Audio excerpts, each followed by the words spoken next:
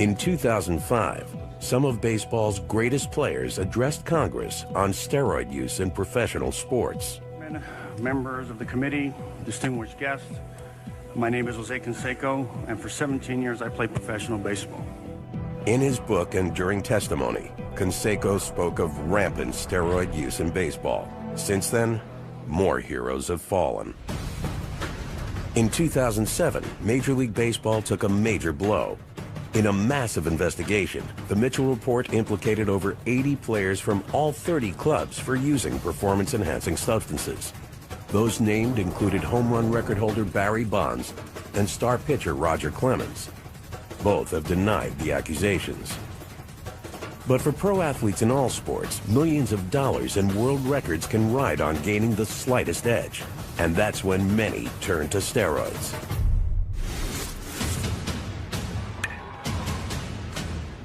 Anabolic steroids are now banned in every major sporting organization. In the U.S., anabolic steroids are also illegal without a prescription. Yet more than 1 million Americans have admitted using them illegally. The real number of users is anyone's guess. Other than pedophilia, this is the most secretive behavior I've ever encountered. I've had people admit they've hit their spouse, that they've used cocaine, heroin, amphetamines. They'll admit all that before they will anabolic steroids. In pro sports, adamant denials are par for the course. Are you taking the fifth? I'm not here to discuss the past. I have never used steroids, period. There's probably not an athlete alive at any level that hasn't considered using steroids, at least at some point in their career. Are steroids dangerous? Many doctors say yes. How dangerous? Doctors disagree. I'm far more concerned about tobacco and alcohol, methamphetamines, crystal meth, cocaine and heroin by a long shot than I am anabolic steroids.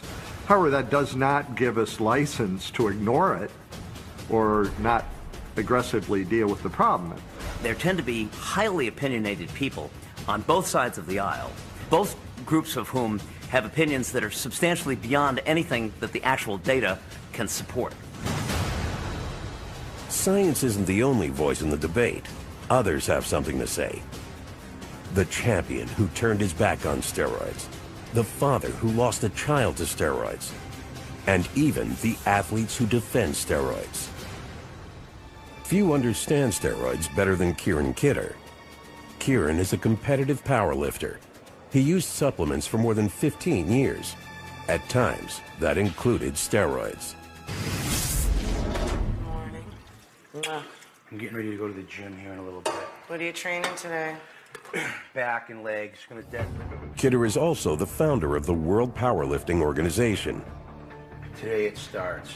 I personally like to train about mid-morning. So I come out and I'll, try to have a little bit to eat, like an hour or two before I'm going to train. He believes steroids are a widely misunderstood drug. Preconceived notions are that it's similar to doing narcotics and you're, wrapping a rubber band around your arm like a junkie does. But it's no different than taking, a multivitamin on a daily basis. It's just part of a routine. Like this shot of vitamin B12, injectable steroids are taken the exact same way. And Kidder's earlier use of steroids gives him an insider's perspective on how to use them. I always start out with injectables for a few weeks and then add different orals in over about a 16-week period. Known as stacking, many believe that mixing several different steroids may produce better results. It's good to have a few different compounds in you than an abundance of one. So that just keeps your receptors always clicking and popping and pulling the stuff into your body and utilizing it to the best that it can.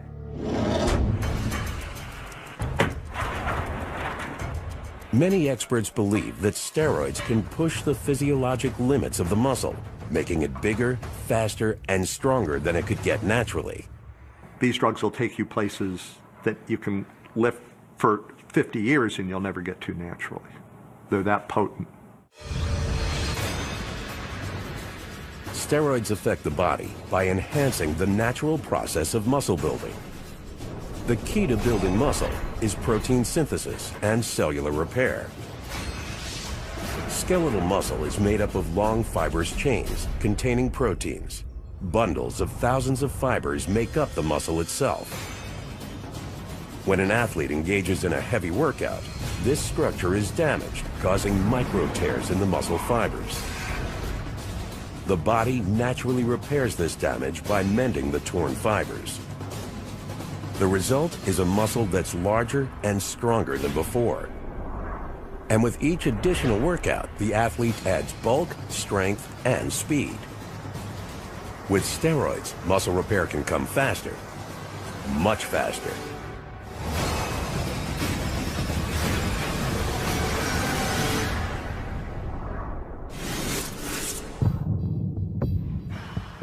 A normal person, when they work out, they're going to break down their muscle, and it takes about 48 hours in between workouts for your muscles to repair themselves.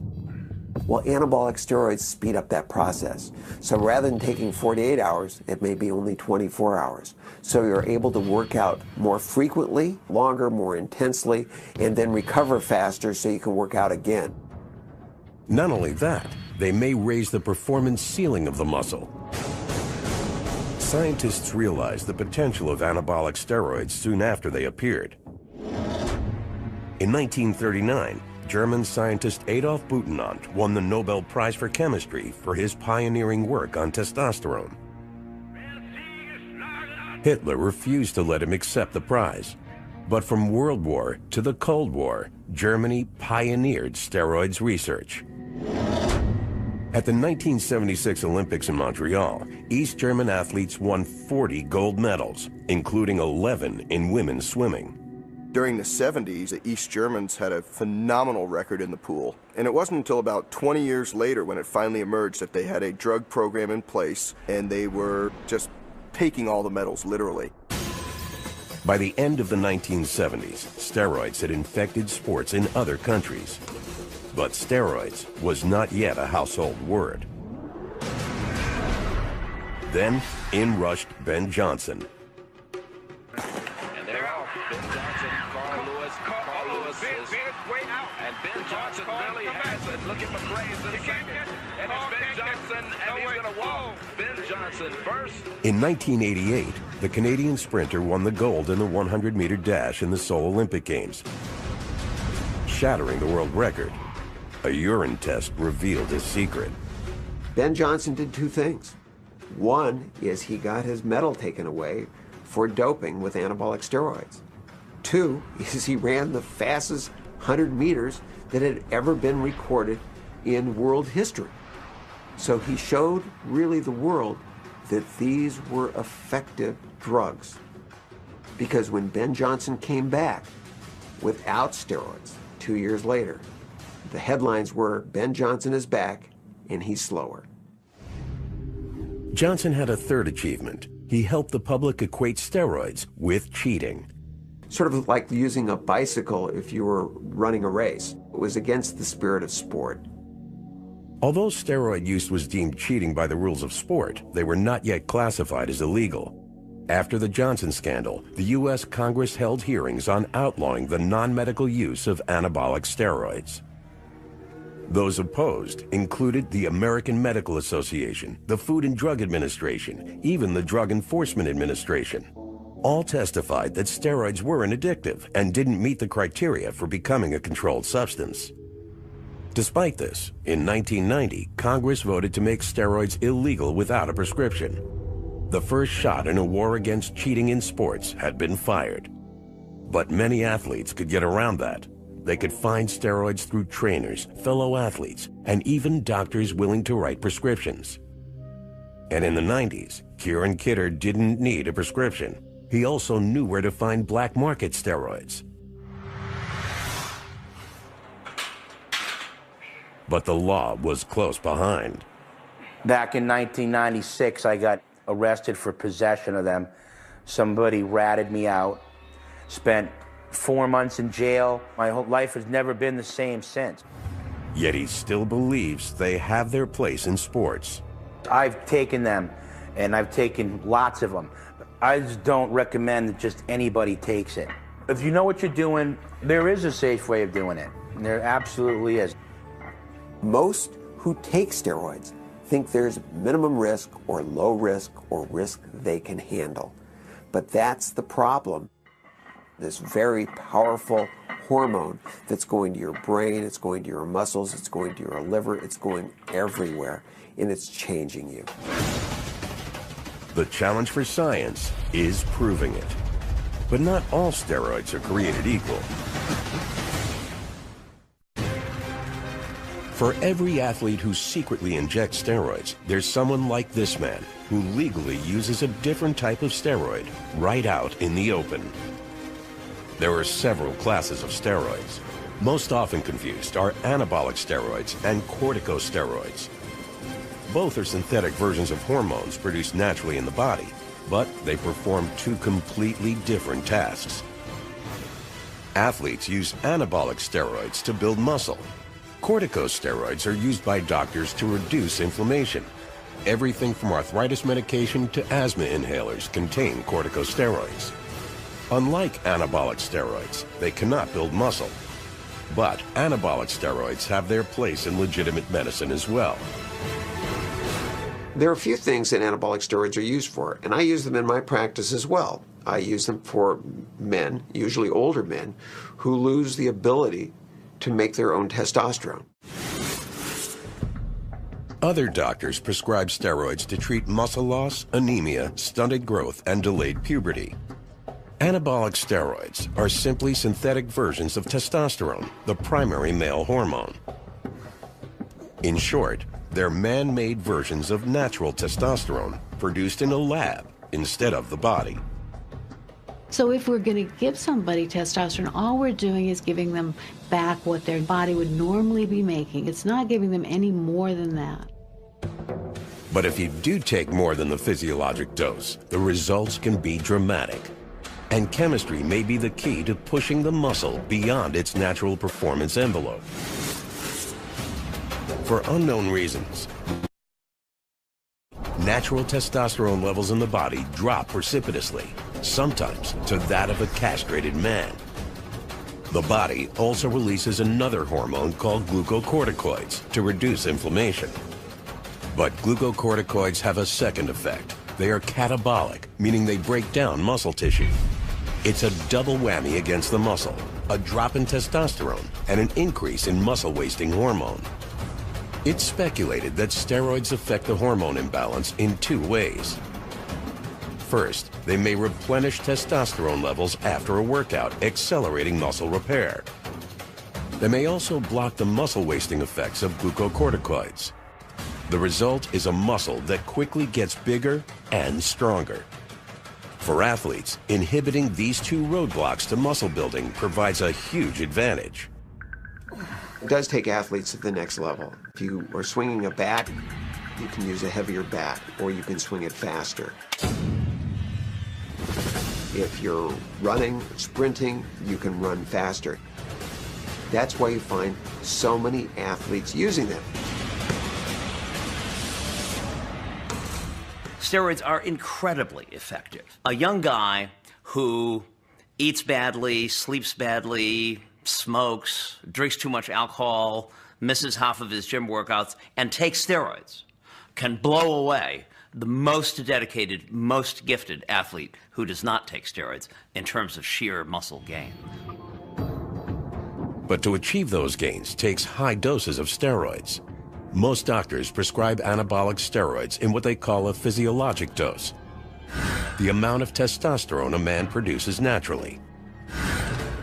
Some endurance athletes who want to reduce recuperation between workouts use a physiologic dose of steroids.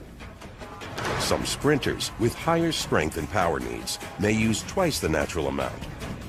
But what about bodybuilders and weightlifters?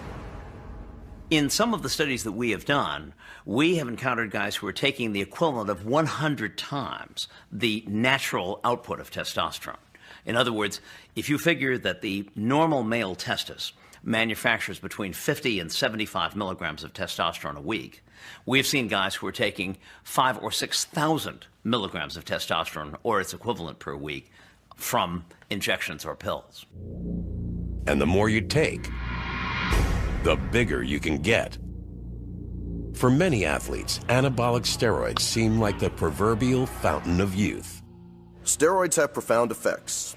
You could see results in as little as 2 weeks, maybe even less. You'll start to actually see an increase in muscle size pretty rapidly. If you train for endurance, your muscles are going to take on endurance-like characteristics. If you train for strength, your muscles are going to take on strength characteristics.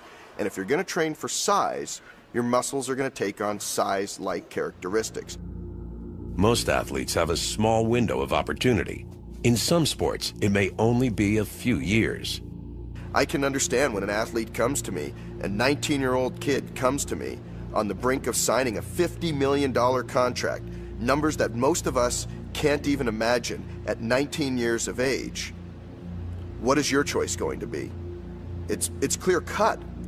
And as bad as that sounds, as a coach, I'm telling the kids how to try to do this naturally. That's when some athletes turn to anabolic steroids for an extra edge to beat the clock and cash in on success. But the risks of indiscriminate steroid use remain undefined, and many experts fear that these users may eventually pay a medical price. In 1991, one athlete became the poster boy for steroid dangers. Former NFL player Lyle Alzado announced he was dying of central nervous system lymphoma. He blamed steroids. Yet, even in his confession, Alzado diluted the dangers. There was a double-edged sword to his comments that he made in Sports Illustrated. What he told the world is, yes, steroids caused my problem, but there is a safe way to take steroids. But not without a doctor's supervision. Experts agree the abuse of steroids comes with several undesirable side effects. Men may experience a number of short-term cosmetic changes. They can include severe acne on the back, as well as on the face. Gynecomastia, the accumulation of fat under the nipples causing the breasts to swell. And even testicular atrophy, the shrinking of the testicles to half their normal size. For women, the androgenic or masculinizing side effects are more pronounced, including male pattern baldness, growth of facial hair, and even a permanent deepening of the voice. The breasts may also shrink and the clitoris enlarge. Other side effects are debatable. One is a spike in aggression from steroid use, known as roid rage. Atlanta authorities are investigating the bizarre murder-suicide involving professional wrestler Chris Benoit and are asking if steroids could have played a part. Animal and human studies show high doses of testosterone increase aggression. Yet few anabolic steroid users undergo a change of personality. Steroids make an unstable person more unstable. They make an aggressive person more aggressive. It's usually been a person who's had problems. So it hasn't been a Jekyll and Hyde where you've been a kind, caring, docile, a friendly person and turn them into an aggressive monster. Studies suggest only a minority of users turn violent.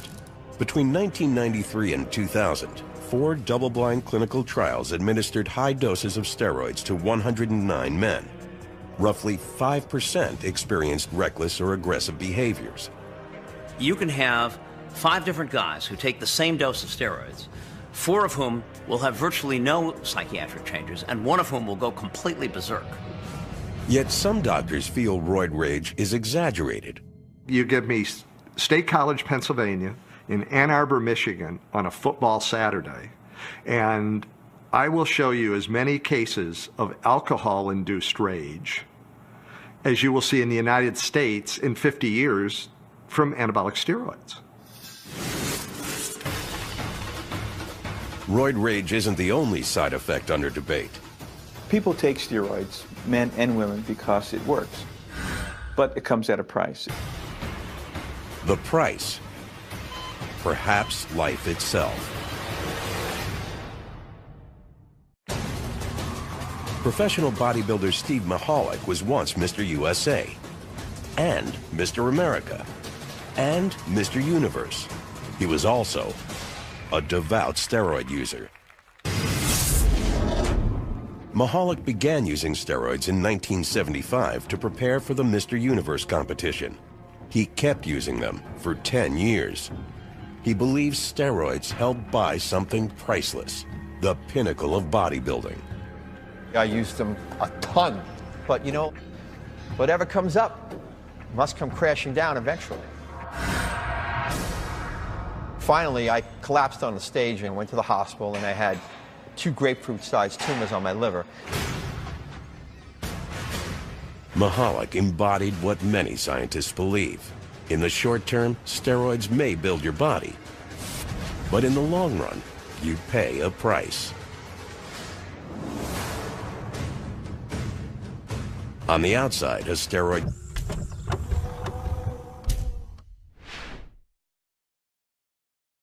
user might just look bigger, more masculine. But on the inside, doctors believe this could happen. One type of oral steroid has been linked to tumors and cancers of the liver. Others have suffered a rare condition called peliosis hepatitis, where blood-filled cysts form on the liver and can rupture, causing internal bleeding. Some studies also suggest that tumors can form on the kidneys, decreasing function. As the body loses its ability to filter the blood, toxins build up, leading to fluid retention, increased blood pressure, and eventually, kidney failure. But even more alarming is the effect of steroids on the heart. Steroids can dramatically alter cholesterol levels, increasing the risk of heart attack or stroke. A catalog of life-threatening diseases. Steve Mahalik has had them all. Liver tumors, pancreatitis, gallbladder disease, a heart attack, a stroke, and the list goes on. All my organs were shutting down one by one, piece by piece, and all my arteries were clogged, all 7 in my heart. I had no blood going to my heart. The doctor woke me up. He said he saw more blood in a dead person than he saw of me being alive. Steve has company. Spare the pain, spare the shame. Let's go. My group of champion bodybuilders, 70s, 80s bodybuilders, are now just starting getting bypass surgery, who's getting valve replacement surgery, who has liver problems, kidney problems, who died from a heart attack. It's all happening. No one ever smoked. They didn't drink. Our diets were impeccable. We exercised as well as did aerobic cardiovascular work. We followed every natural rule and law to keep us healthy and alive. Except they all used steroids. That's the difference. There's not one variable. It's only one variable amongst all of us. But while Mahalik blames steroids, science has reservations. In the last 70 years that these drugs have been used in medicine, I'm not aware of any study that's evaluated their long-term effects. You know, a lot of what you see on some of these issues is case studies or anecdotes. So this person used steroids and he had a liver cancer, he had a kidney tumor, and from a methodology standpoint, that's the lowest of the low. I mean, you cannot prove cause and effect. You just can't do it. Proving cause and effect is made harder by steroid users who often mix other drugs, including growth hormone, insulin, thyroid hormone, and amphetamines. So you have this cauldron, this witch's brew, and then people ask me, well, anabolic steroids is in that cauldron, what effect do they have in combination with all these other drugs? I go, got me. But it's interesting because it's always the steroids that are pinpointed as the culprit. For scientists, pinpointing the dangers of steroids has been difficult. The evidence may be there, but it has proven elusive. Science still doesn't know what is going to happen in the long term with steroids.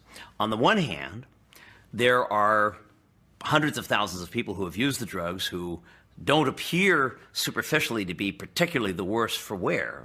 But then on the other hand, there are every few months stories about another old-time bodybuilder or athlete who abruptly died under somewhat mysterious circumstances. Pro wrestler Brian Pillman died at 35 of a heart attack. Wrestler Eddie Guerrero died at 38 from heart disease. And Davey Boy Smith was dead at 39. 3 deaths in the last decade, all from heart disease, and all with a common suspect. For years, doctors have suspected a link between steroids and heart disease. Steroids lower the level of HDL cholesterol in the bloodstream. Also known as good cholesterol, doctors believe HDL protects the cardiovascular system from heart disease. While steroid users may look perfectly healthy on the outside, the inside can tell a different story. Steroids can also dramatically raise bad cholesterol, or LDL. This can cause a hardening of the arteries and a significant buildup of plaque along the artery wall. As plaque clogs the artery, blood flow is restricted. If left unchecked, it can cause a heart attack. Likewise, if any plaque breaks off, it can lodge in smaller blood vessels, causing a heart attack or stroke.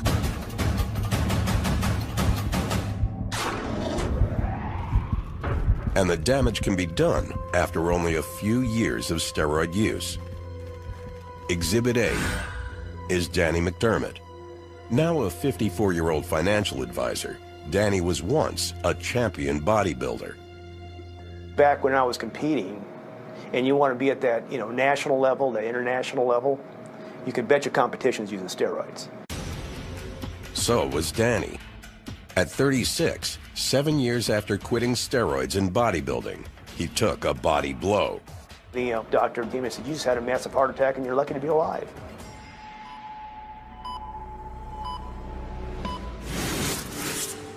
McDermott is now a patient of Dr. Larry Santora, a director of cardiac CT at California's Orange County Heart Institute.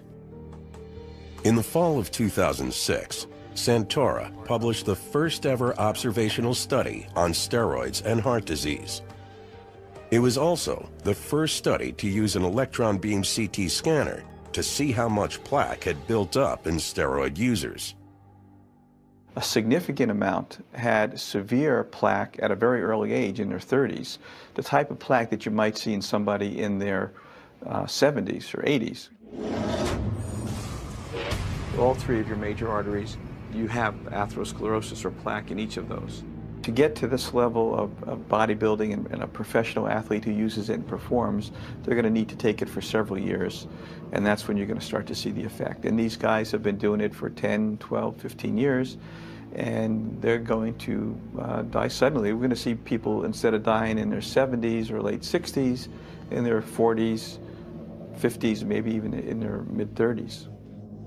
I'm lucky that I got through all that so far, but I don't think I would do it again. Knowing what I know today, I would not do it again.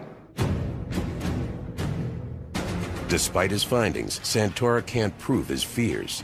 His study group was too small to draw big conclusions. The problem with studying illicit drug use in general, and with steroids in particular, is that you just can't go out and do a laboratory study. You can't intentionally put people on steroids for 20 years to find out what happens to them, because the Human Studies Committee would not permit that. So for ethical reasons, the only way that you can study these phenomena is just to go out there in nature and see what you can find. And when you do that, there are all kinds of methodological limitations which make it hard to get convincing, solid results without the risk of some sort of distortion.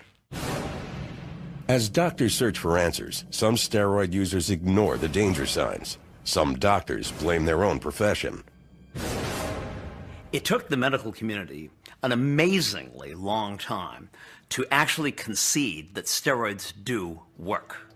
Even today, you can still find, for example, in the physician's desk reference, statements that steroids have no value for enhancing athletic performance. So that having failed on that count, they were also discounted when they started talking about potential dangers of steroids, because they had already lost their credibility. And with the loss of medical credibility came increased use. They're going to always be part of powerlifting and bodybuilding and strongman sports like that.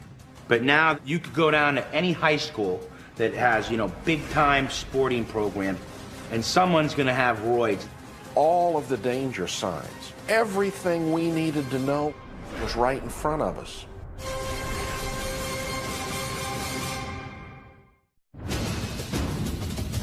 In the Tour de France, blowouts usually happen during the race.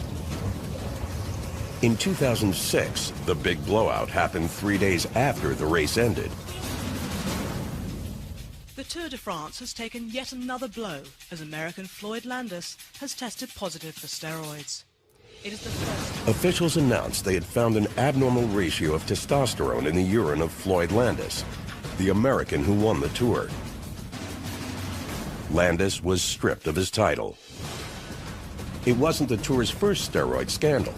In 1998, so many riders were found with performance-enhancing drugs, the race was dubbed the Tour of Shame. I said years ago, and people raise their eyes, you can't win the Tour de France without drugs. It's been dirty since its inception. Not too many people are raising their eyebrows about that statement anymore. From cycling to baseball, steroids can be found in almost every sport.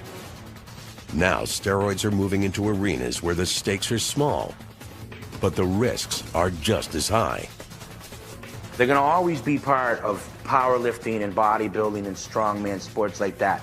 But they really have no business, in my opinion, being in baseball and football and these games that kids start out playing in their backyards. The most detrimental thing that a teenager can do is take steroids. But they are. And Taylor Hooton was one of them. 1, 2, 3, win! Taylor was a great kid. Always had a smile on his face, cracking jokes. Very, very popular at school, and he must have been a good-looking kid. Girls over here all the time. But he made great grades in school. He was carrying a 3.8 grade average. He'd made super scores on his SATs, and he and I were getting ready to make college visits. Taylor Hooton was an average 16-year-old high school student until January 2003. That's when he decided to try out for the varsity baseball team. In less than 3 months, he gained 30 pounds, along with acne, a puffy face, and bad breath, all side effects of steroids. According to the Centers for Disease Control, between 700 and 850,000 teens have used steroids, 1 in 20. All you need to do is read Jose Canseco's book. A clear message gets sent that at least in his opinion, steroids were a panacea to success. What can be bad about earning millions of dollars, being on the TV every night, setting records, having the women fawn all over them? Very little downside has befallen our professional athletes, those that have chosen to use steroids. According to experts, few teens understand the dangers lurking in a growing steroid market. Today, steroids can be easily purchased online from labs in places like Mexico, Thailand, and India. We've heard stories of those vials being filled with flaxseed oil, all the way to those vials containing motor oil. And these kids, our children, are taking these and injecting them into the vein. Soon after Taylor began taking steroids, his personality changed. But what we saw in Taylor was something that was much more severe than normal mood swing. On 2 occasions, he took his pitching hand and drove it through a sheetrock wall. All of the danger signs, everything we needed to know was right in front of us. But we didn't recognize it as steroids because neither we nor our family doctor had been trained to know what to look for. While quitting steroids, Taylor slid into a deep depression. On the morning of July 15, 2003, he went into his room, put a belt around his neck, and hanged himself. Stuff like this is not supposed to happen in middle America, well-educated community. But the fact of the matter is, it is going on. For Taylor Hooten, steroids exacted a price out of all proportion to his goal. He wasn't aiming for a major league contract or a seven-figure salary. He just wanted what any teen wants, to belong. After Taylor died, several of the kids in particular that were on Taylor's team admitted to my wife and I that they had been doing steroids. And for a period, most of them were scared straight. But something happened over time, something that's really, really scary. A number of those kids went back to using anabolic steroids within a few weeks after we put Taylor in the ground. The temptation to use steroids seemed to outweigh the perceived risks. But what could cause a healthy teen to take his own life? The answer lies deep in the brain. When you take steroids, your hypothalamus in your brain sees all of this steroid coming in from the outside. And so it sends a message down to the testis saying, we've already got plenty of steroids on board, don't manufacture any more, there's ample on supply already. Overwhelmed, the testes shut down, a condition called hypogonadism. Taylor stopped taking steroids cold turkey, leaving him low on testosterone and high on risk. They get profound depressions and may even get suicidal during that period when their testosterone level is low before the testis can come back online. In one survey of adults who used steroids, 4% reported attempting suicide during withdrawal. Other experts believe the numbers are far lower, but for Don Hooten, the statistics don't change his reality. His home run ball from June 16th of 2001, and the reason that's important, it was his first and at the same time his very last home run. I got to go chasing this out in the weeds after he hit it, very much like a dad would do when your kid's just hit his first home run. Don Hooten now runs a foundation in Taylor's name to protect other teens from steroids. In 2007, Texas passed Taylor's Law, the nation's largest steroid screening program for high school athletes. But today, the fastest growing group of steroid users are not high school students or professional athletes. The stereotypical perception is some giant freak with a syringe sticking out of his forehead and you know, it's gonna eat my children for lunch, and you know, that's just the people that are like that's their perception. The reality is that there's millions of people that use steroids that are out in the general public that you would have no idea, that resemble an everyday person. It's estimated that over 50% of all steroid users are not athletes of any kind. The more typical steroid user is not someone in the upper levels of athletics and may not even compete in any athletic performance at all, but who uses the drugs largely for the purposes of personal appearance rather than to succeed at any specific competitive endeavor. A 2007 study suggests that many steroid users may actually be educated working professionals in their 30s. Everyday people turning to steroids just to look better. My gosh, we're living in a generation of young men and women that have been brainwashed by Madison Avenue to be buffed. We're living in a generation where all they know is instant gratification. Something they hope steroids can deliver. From Mr. Universe to the boy next door, anybody can be tempted by steroids, even the very best.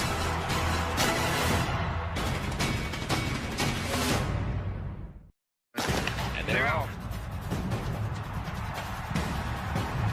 At the 2000 Summer Olympics in Sydney, the American track and field star Marion Jones won 5 medals.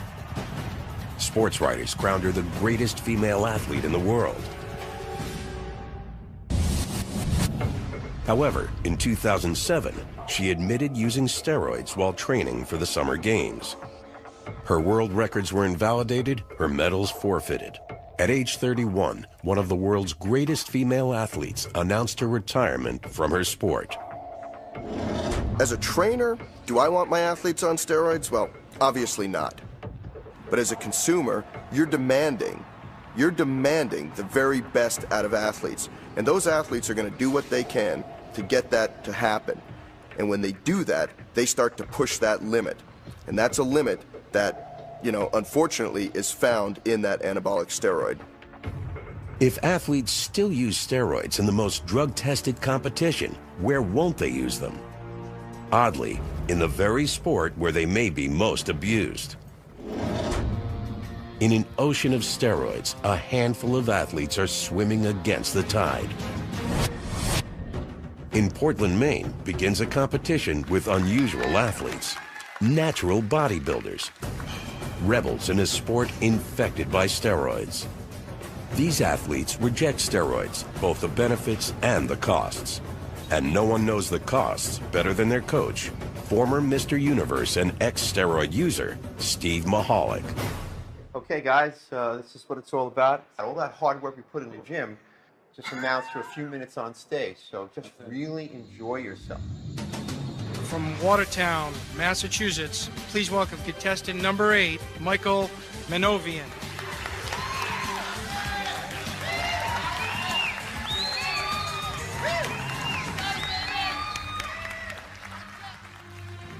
The most formidable challenger here is unseen, temptation. Winning is intoxicating, and steroids are enticing, even to a man they'd nearly killed. I will have suffered through the stroke, the heart attack, the liver disorders, the mental disorders, the mental anguish. But would I personally do it again? Yes, listen to the drawer of that stuff. For one moment in time, Steve Mahalik was their best there was on planet Earth. #1. That's a hard thing to discount. Come on, everything you got.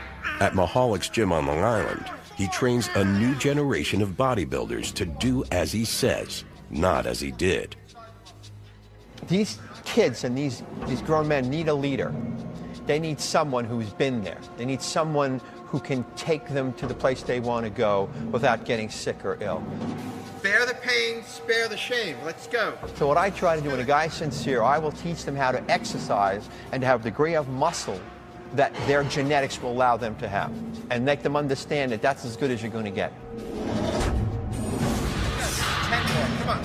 I'm watching their muscles. They got a lot in them. There you go, baby. All right. It's very difficult for them to win in the arena of the steroid contest and bodybuilding.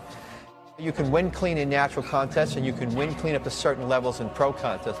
Boy, from golfer to bodybuilder. Just after that, you cannot. That's the truth. It's a harsh reality for athletes. For many, steroids can be priceless. The difference between a salary and a fortune. Between mediocrity and stardom. One of our patients was able to summarize it in just a single word, namely, why should I be Clark Kent when I can be Superman? If there was a drug available to allow a journalist to win the Pulitzer or allow me to win the Nobel Prize, I pretty well think they'd be injecting that drug on the steps of Old Main here at Penn State. Other experts place blame elsewhere. I think the people to blame are us, the consumers of sport. We want to see numbers. We want to see performances. We want to see more home runs. We want to see faster 100-meter dashes. The fact of the matter is, you want our athletes using steroids.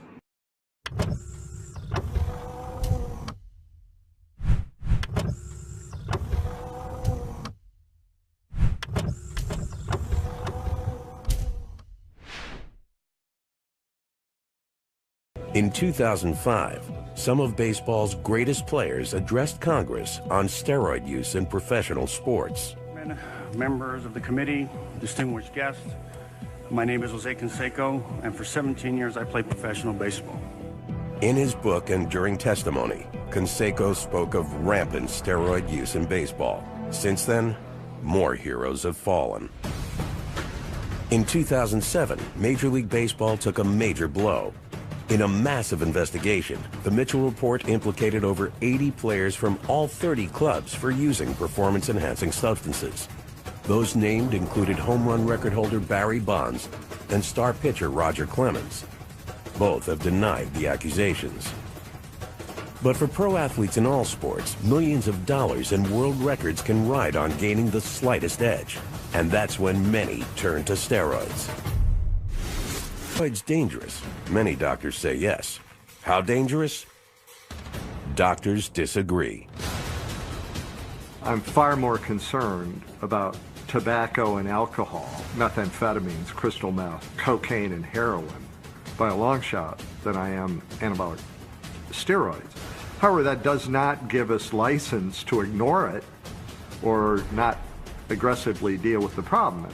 There tend to be highly opinionated people on both sides of the aisle, both groups of whom have opinions that are substantially beyond anything that the actual data can support. Science isn't the only voice in the debate. Others have something to say. The champion who turned his back on steroids, the father who lost a child to steroids, and even the athletes who defend steroids. Few understand steroids better than Kieran Kidder.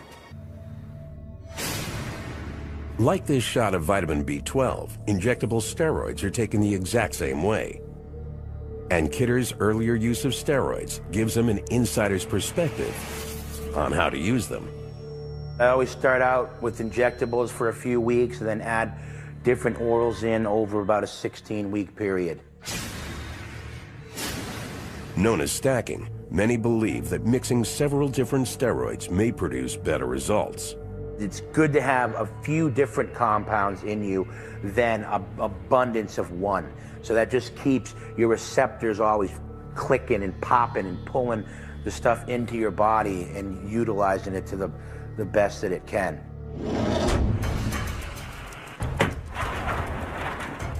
Many experts believe that steroids can push the physiologic limits of the muscle, making it bigger, faster, and Kieran is a competitive powerlifter.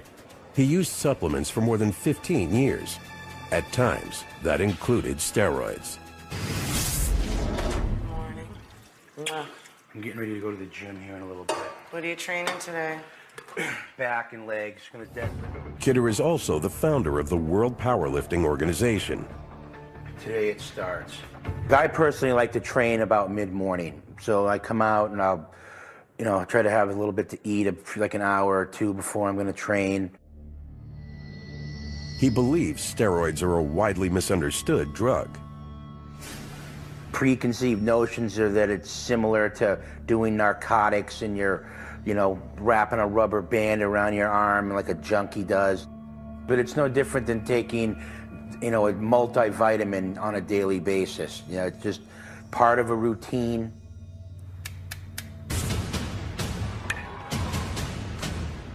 Anabolic steroids are now banned in every major sporting organization. In the U.S., anabolic steroids are also illegal without a prescription. Yet more than 1 million Americans have admitted using them illegally.